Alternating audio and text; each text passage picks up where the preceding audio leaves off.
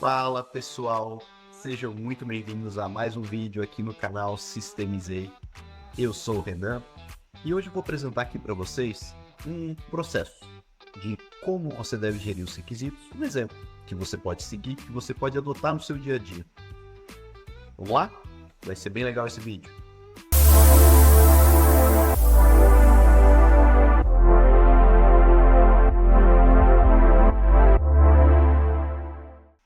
Uma coisa que eu noto é que as pessoas sabem que precisam gerir melhor esses requisitos dos seus projetos. É muito difícil alguém com quem eu falo de qualquer área, seja mecânica, de software, de qualquer área da engenharia, que realmente está contente, está feliz com os resultados que tem obtido com a gestão de requisitos, como está sendo feita hoje na empresa deles. Eles acabam relatando trabalhos, acabam relatando ambiguidades, acabam relatando problemas de comunicação na equipe. Isso acaba incorrendo em atrasos e insatisfação de cliente. E isso não é legal para ninguém, certo? Então, assim, eu tenho notado, e existem muitas confusões acerca de processos e modelagens e como você proceder para gerir um requisito adequadamente. E por vezes, os processos que a gente encontra, eles são muito formais. Então, eles são de áreas muito formais, então acaba que áreas para aplicações simples fica muita burocracia, sabe? Então, o meu objetivo aqui, com a minha experiência, eu acabei juntando vários métodos, várias abordagens, e eu elaborei aqui um método que eu chamei de modelo Systemizei para gestão de requisitos, no qual eu resumi, então, as etapas da gestão de requisitos em 5 etapas que são bastante objetivas e práticas. E o objetivo eu vou apresentá-las aqui para vocês e nos próximos vídeos eu vou apresentar alguns exemplos de aplicação que acho que vai ficar bem claro para a gente, para todo mundo aí, como utilizar. Eu acho que vai ficar bem legal. Vamos seguir então eu preparei uma apresentação aqui, um mapa mental, para poder guiar então e apresentar esse modelo para vocês. Espero que gostem. Se você não tem um modelo, segue aqui como referência. Começa a utilizá-la, pensa, avalia na utilização desse modelo. Agora, se você já tem um processo, avalia. Às vezes uma melhoria é sempre bem-vinda, né? Beleza? Então vamos lá, vou compartilhar minha tela aqui para mostrar para vocês aqui. Vamos lá então. Segue então aqui todas as etapas que eu identifiquei para a gente fazer uma correta gestão de requisitos. De maneira prática, porém de maneira completa, tá? Basicamente, a gente começa o processo de gestão de requisitos com a identificação dos requisitos, certo? É muito importante que a gente faça a identificação correta dos requisitos, categorize-os de acordo com os tipos. Eu vou fazer um vídeo especificando também com relação aos tipos. Existem algumas normas, existem algumas metodologias que categorizam o requisito entre funcionais e não funcionais. Não é a minha preferência. Eu prefiro a gente categorizar, criar mais categorias e a gente, para você evitar de esquecer alguma categoria. Porque é muito comum as pessoas esquecerem algumas categorias, por exemplo, requisitos de manutenção, requisitos de instalação, requisitos de usabilidade, de disponibilidade, de ambiental. Então, muitas vezes, quando a gente está fazendo o levantamento dos requisitos, se você não tem uma definição clara de todos os tipos que você precisa, muitas vezes a gente acaba esquecendo. Então, assim, as normas definem com tipos de requisitos funcionais e não funcionais.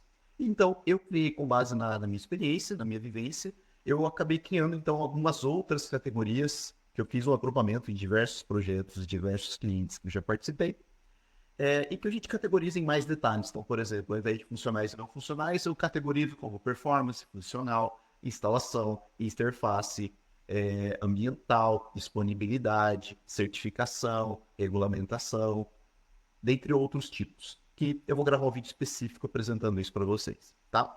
Nessa parte aqui entra a importância de fazer as perguntas certas. Se você não recebe do seu cliente um documento de requisitos, como é o caso de geralmente quando você está tratando de problemas mais complexos, se você não recebe esse documento, você precisa ir até o seu cliente e fazer o levantamento dessas perguntas. Então você vai até o seu stakeholder, você vai até o seu gerente de marketing, você vai até o seu cliente mesmo e vai fazer as perguntas para ele para entender a necessidade dele. Lembrando, você vai desenvolver o que o seu cliente precisa, não é o que você quer desenvolver. Bom, beleza. Segunda etapa de todo o processo aqui é definição e a priorização.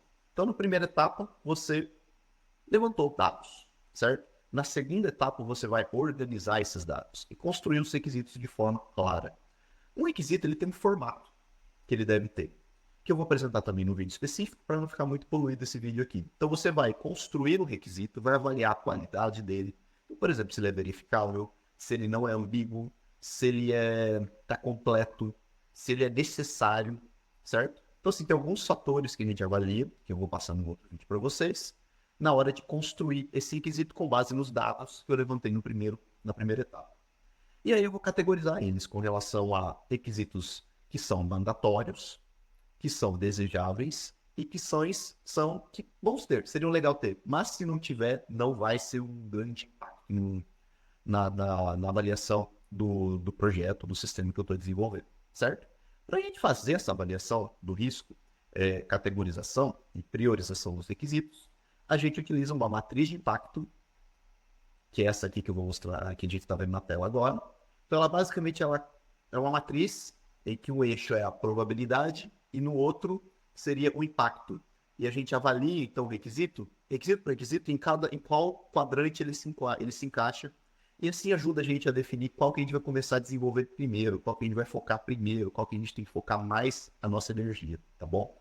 Isso aqui é bem importante para equipes ágeis, porque você consegue, é um guia para você priorizar as funções que são realmente importantes para o seu cliente, certo? Seguindo então, aqui nós temos o processo de derivação e alocação em subsistemas e componentes, certo? Então, uma vez que você desenvolveu a arquitetura do seu sistema, é um outro vídeo que eu vou mostrar para vocês, então, algumas ideias ou processos de como fazer o desenvolvimento de arquitetura de sistemas de forma prática e objetiva. Mas assim, aqui eu estou supondo que você já tem o seu sistema. Você já tem o seu sistema, você já sabe que ele é composto de alguns subsistemas e de outros componentes. Sendo que esses componentes podem ser hardware, software, uma mistura de mecânicos, hidráulicos, eletromecânicos, eletrohidráulicos, enfim, aqui você tem uma arquitetura, certo? Então, o próximo passo é você fazer o processo de derivação e alocação de requisitos a subsistemas e componentes, que basicamente consiste em identificar os requisitos de cada um dos seus subsistemas e componentes, de tal forma que os requisitos do sistema sejam atendidos, certo? Aqui parece um pouco vago, mas nos próximos vídeos eu vou apresentar aqui um exemplo que vai ficar bem claro para vocês, porque sim, é um processo bem direto, tá? E é muito importante esse processo, porque somente com esse processo bem feito você consegue fazer ou garantir a rastreabilidade, certo? Então, aqui eu vou seguir então, mas basicamente é isso. Você identificar os requisitos, então aqui você pode derivar, você pode simplesmente copiar um requisito do seu sistema e alocar direto para subsistema e componente. Então é o processo de fazer alocação. Então, esse requisito, tá, eu preciso derivar. Ele é executado por diversos subsistemas. E assim, existe uma metodologia para fazer isso, que eu também vou passar para vocês, faz parte da metodologia Systemizate. Mas basicamente o importante aqui é você saber que todo subsistema e todo componente precisa ter um conjunto de requisitos. Lembrando que para cada subsistema, para cada componente, você tem que identificar os mesmos requisitos, as mesmas categorias de requisitos que você identificou para o seu sistema. Bom, seguindo aqui então, o próximo passo é você fazer a rastreabilidade e a conexão, certo? Então você já identificou o seu sistema, você tem os seus componentes, você tem os componentes do seu sistema, certo? O importante agora é que você rastreie isso. Você fala que esse requisito veio daqui, então assim, dado um requisito de um subsistema, é importante que você saiba qual requisito de sistema foi usado para derivar ele. Então você cria esses links no processo. Por exemplo, se você usou uma metodologia para fazer um cálculo, por exemplo, peso, você tem um requisito de sistema que o peso não pode passar 15 quilos, por exemplo. Aí você fala, meu, subsistema 1, para eu conseguir atingir o sistema de 15 quilos, o meu sistema é composto de 3 subsistemas, então eu preciso dividir esse peso. Vamos supor, um exemplo aqui, tá? Vamos supor que cada componente vai pesar 5 quilos, e com isso eu atendo o requisito de sistema de 15 quilos. Então, esse processo de alocação, eu fiz o cálculo. Então, eu faço um link entre cada peso, o requisito de peso de cada subsistema, com o requisito de sistema de 15 quilos, e aí eu consigo até incluir como que eu cheguei nesses valores. Porque isso tudo vai ajudar quando você tiver alguma solicitação de melhoria, ou então de modificação. Bom, próximo passo, então, é você trabalhar a verificação e a validação dos requisitos. Eu já falei aqui já tem um vídeo aqui no sistema em que eu abordo os temas básicos, alguns conceitos básicos e essenciais. E verificação e validação é um desses temas. E é um tema que causa muita confusão. Então, só reforçando mais uma vez. Verificação é, eu estou atendendo aos requisitos? E a validação é, eu estou fazendo o produto correto? Os meus requisitos atendem à necessidade do cliente? Tá? Então, assim, é muito importante que para cada requisito que você tenha, você definir como você vai verificá-lo. Então, por exemplo, peso. Beleza. Feito esse requisito do meu subsistema, eu vou pesar o meu subsistema, e antes de integrar ele no meu sistema completo, e depois eu vou pesar o sistema completo. Então, como eu vou verificar esse requisito? Por meio de teste, certo? Vou pesar ele. Agora, pode ser que eu faça uma análise, pode ser que eu faça só uma reunião com o meu cliente e que o cliente aprova aqueles dados que eu estou apresentando para ele, aquele requisito. Eu estou atendendo esse requisito dessa forma e, basicamente, você tem um acordo com o seu cliente de que isso tem. Você pode fazer uma análise matemática, uma modelagem, você pode construir um protótipo, você pode usar impressora 3D, enfim, existem várias formas. Aqui outra questão de MVB também. Agora, na validação, a mesma coisa. Então, cada requisito tem que ser validado. Então, o cliente tem que saber, tem que estar satisfeito com aquele requisito. Aquele requisito que você tem para o seu sistema, que você alocou para o seu subsistema, ele tem que fazer sentido para o seu cliente.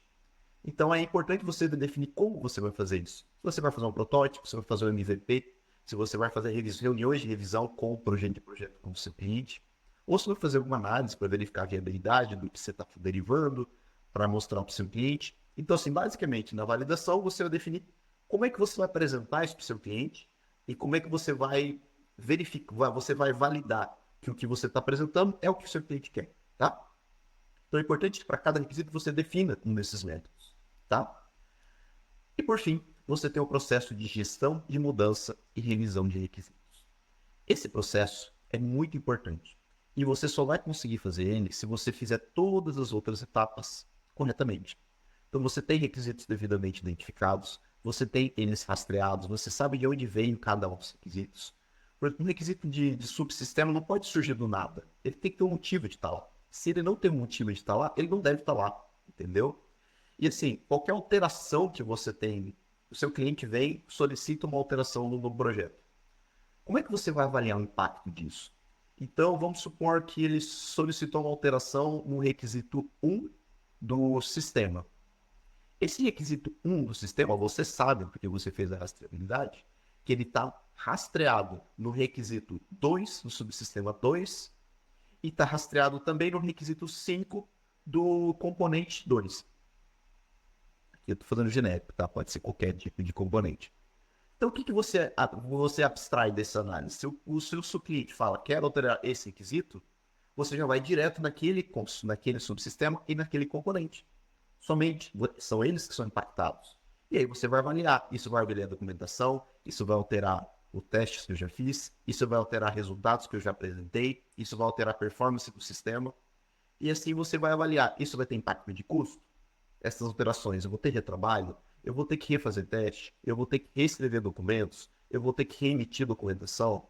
Então, tudo isso é que garante que você consiga controlar as mudanças. Porque caso o impacto seja muito grande, você pode chegar para o seu cliente e apresentar isso para ele. Falar, ó, a alteração que você está solicitando, ela é muito complexa, vai me envolver tempo, vai me envolver horas, vai me envolver pessoas, vai me envolver várias coisas que não estavam no contrato inicial, vamos renegociar. Então, é isso importante, que o seu cliente tem que estar contente com o que ele está recebendo e você tem que estar contente com o projeto que você está entregando também. Porque você não pode gastar mais, muito mais, por falta de gestão da situação toda, tá? Então, assim, gente, aqui eu apresentei um processo. Se você não tem um processo, aqui reforçando, se você não tem um processo de gestão de requisitos, comece a colocar em prática. Pode copiar, é para copiar e colar mesmo esse processo que eu apresentei aqui para vocês. Se vocês tiverem alguma dúvida, manda para mim, vai ser um prazer ajudar vocês. Também vou apresentar mais conteúdos nos próximos vídeos. E é isso, pessoal. Gestão de requisitos é muito importante. Estou aqui reforçando mais uma vez nesse vídeo. E é isso aí, galera. Se vocês gostaram desse vídeo, quiserem mais dicas, mais materiais sobre essas áreas, se tiver umas dicas também de material, só mandar para mim. Clica aqui para poder seguir o nosso canal e poder receber os vídeos quando eles forem publicados. E é isso aí, gente. Até a próxima.